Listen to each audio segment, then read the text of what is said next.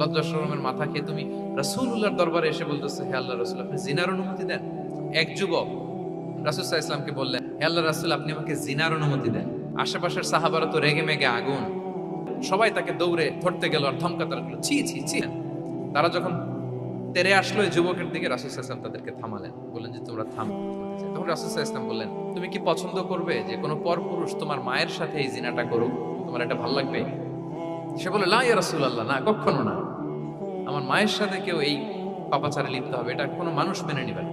তারপর রাসূল সাল্লাল্লাহু আলাইহি ওয়াসাল্লাম তাকে বললেন, তুমি তোমার কলিজার টুকরা সন্তান কন্যা সন্তানের সাথে, তোমার কন্যার সাথে কেউ এই পাপ কাজটা করুক, এটা তুমি মেনে নিবে? এটা তুমি পছন্দ করো? সে বলল, লা ইয়া রাসূলুল্লাহ, হে আল্লাহর রাসূল কখনো কালাও না, কখনো মানবো না, আমার মেয়ের সাথে কেউ এই কাজ করেন কখনো।